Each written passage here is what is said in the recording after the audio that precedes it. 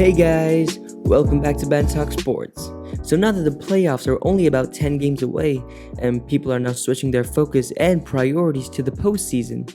So the question that everybody has on their minds is, who's going to win the 2021 NBA championship? So I've started a new series on this channel where I talk about why each of the top contenders have a chance of winning it all. And last episode, we talked about the Los Angeles Clippers. So this episode is going to be all about the Brooklyn Nets. But before we start though, please smash that like button as it really helps out the channel. So without further ado, let's begin. So first things first, we can't talk about the 2021 Brooklyn Nets without talking about their big three of Kevin Durant, Kyrie Irving, and James Harden. So let's start off with Kevin Durant first. Now before the start of the season, people had their doubts on whether or not Kevin Durant could still be one of the best players in the league after he tragically tore his Achilles in Game 5 of the 2019 NBA Finals. But KD was quick to silence the doubters, as in his first preseason game, he scored 15 points and blocked 2 shots in just under 24 minutes. Although it was just a preseason game, it was a sign of things to come, as KD played in the regular season looking like he was never even injured in the first place, and is currently averaging about 27 points, 6 rebounds, and 5 assists on some crazy efficiency, as he's shooting over 55% from the field, 47% from 3, and almost 88% from the free throw line. And just a few days ago, he scored back-to-back 42-point games, becoming the second player in franchise history to have back-to-back 40-point games, the first being Vinsanity himself, Vince Carter. But Durant has missed a few games this season with some nagging injuries, but hopefully he will be completely healthy for the playoffs, because I think the Nets will go as far as KD can take them. Next up is Uncle Drew himself, Mr. Kyrie Irving. Now last season, Kyrie started off absolutely on fire and was looking like he could lead this team deep into the playoffs by himself. But unfortunately, he suffered multiple knee and ankle injuries throughout the entire season, and injured his right shoulder, which required surgery, so he missed the remainder of that season.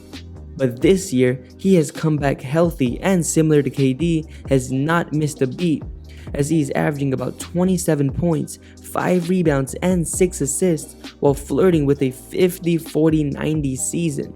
But Kyrie has been kinda weird with his actions this season. For example, like burning sage before a game and just missing games not with an injury but for personal reasons. And there was a point in the season where he did not show up to practices and did not even show up to games. And even worse, he didn't even tell his teammates or his head coach where he was going. And that has garnered a lot of criticism by the fans, who think that his actions are ruining the Nets' chemistry and championship hopes. But whenever Kyrie isn't being weird, he's an absolute baller on the court, there's no denying that. And with all the games that we have seen of him up to this point, I have no doubt that Kyrie will perform up to standards come playoff time, because he has shown that he can win a championship as the Robin to an all-time great small forward. Next is the latest addition to this Brooklyn Nets big three, the beard himself, James Harden.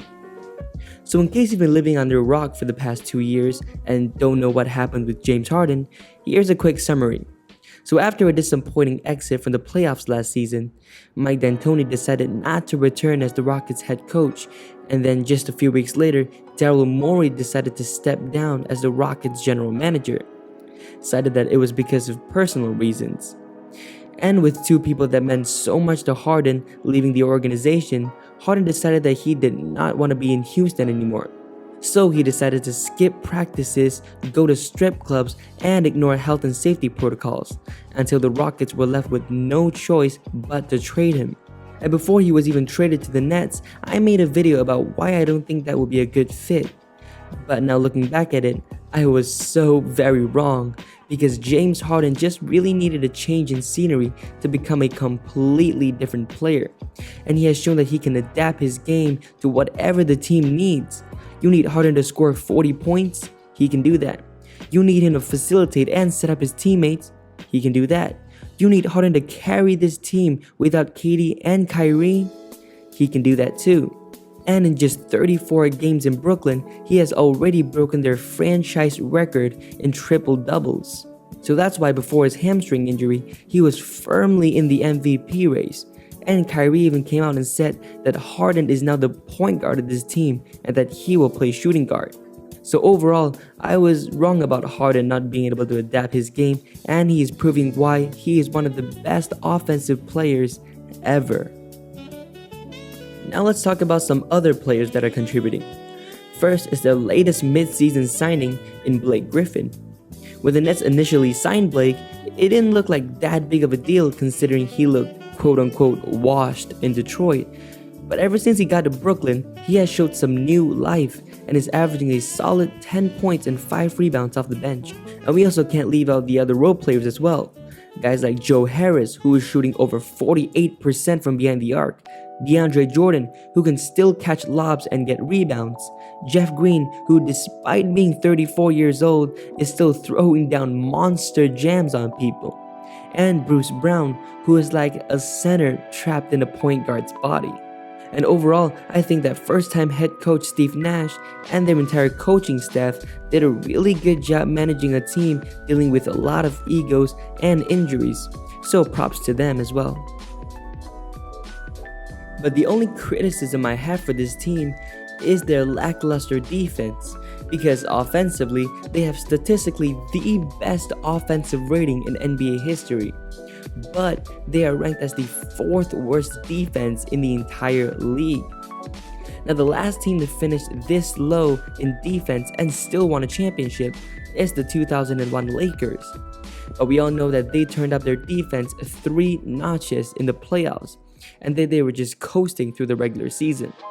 So hopefully, Brooklyn can figure something out in the postseason, otherwise they're going to have a serious problem when they make it deep into the playoffs. So that's why I think the Brooklyn Nets will win the 2021 NBA Championship. Now let me know in the comments down below, what do you guys think about this team? And also let me know, who do you guys have winning the title? So with that being said, thank you guys very much for watching this video. We are pushing for 1,000 subscribers in 2021. So if you guys liked it, smash that like button, subscribe to the channel, and turn on notifications as I upload new videos every single week. And thanks for watching.